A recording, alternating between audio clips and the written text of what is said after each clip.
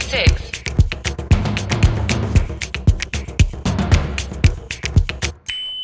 My one big thing, two big announcements last week in the world of Saudi Arabian football. First, the Saudi Arabian Football Federation launched the first season of the Saudi Women's Football League with the opening game this past Monday, November 22nd. The league will feature 16 different teams, 6 from Riyadh and Jeddah and 4 from Dammam. And games will be held in Riyadh, Jeddah, and Dammam. The league will have 2 phases, with the top 3 finishers in Riyadh and Jeddah and the first and second finishers in Dammam qualifying for the Kingdom Final Championship to be held early next year in Jeddah at the King Abdullah Sports City Stadium, which is really nice. Also announced officially this past week was the appointment of Monika Staab as the first Saudi women's national football team coach. Although this was just announced and made official, she's been sort of on the job for several months and has visited 28 women's football clubs in Riyadh, Jeddah, and Dammam, each with between 20 and 40 players.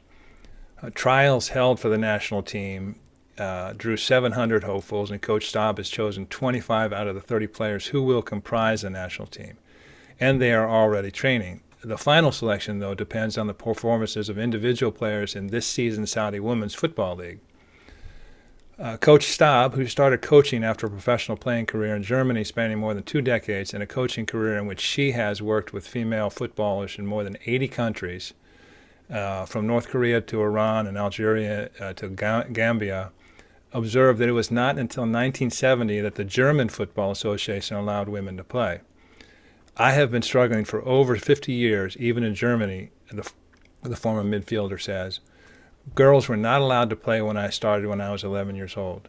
We had to fight for our rights and admission to championships and to play in a league and all that. So it's a little bit of deja vu where I feel that I can contribute because of my experience to help and support them and to build women's football here in Saudi Arabia in a professional, structured way. Don't forget, she said, 4 years ago, the girls were not allowed to do any sports at high school. I mean, what's happening here? We're having some kind of revolution. So that was a big week in women's football in Saudi Arabia. You know, we had a featured interview with Lena Albaina earlier, which was just excellent.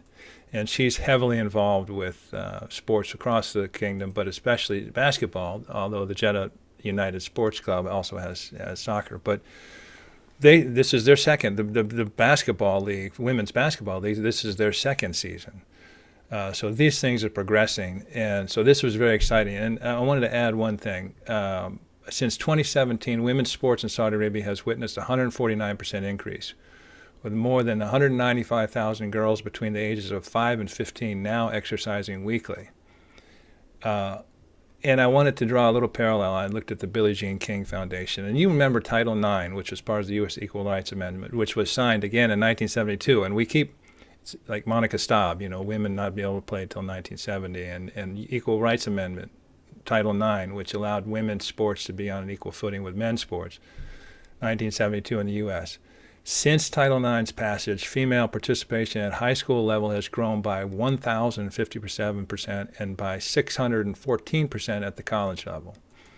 Only to say that these changes are afoot in Saudi Arabia, and you know, if it's any parallel with the U.S., and we know there's tremendous excitement in Saudi Arabia on part of women to participate in sports, that we'll continue to see this positive trajectory in terms of participation.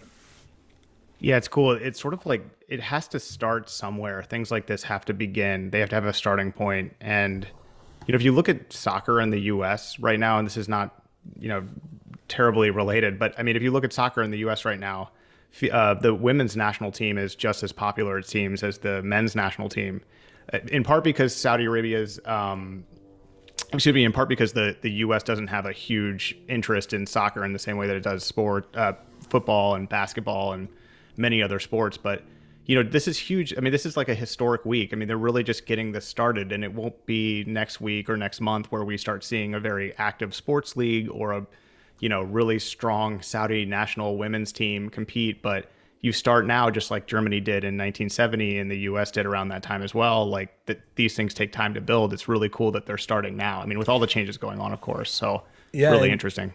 It is. And speaking of hurdles, I mean, one of the interesting things about U.S. women's national team is they now are paid equally with the U.S. men's national team, which is an achievement they just it just occurred recently. So that's there's always an obstacle to overcome, but like you say, it gets started. And Saudi Arabia, in terms of women's participation since 2016, 2017, has begun, and we're seeing this now in actual leagues, which is just exciting.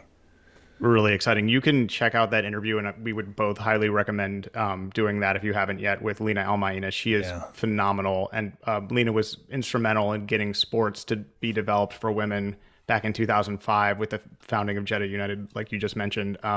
Really just an awesome insight into the work she did and how Vision 2030 played into it. And it's really great. So check that out. You can do that at our podcast website, 966.transistor.fm.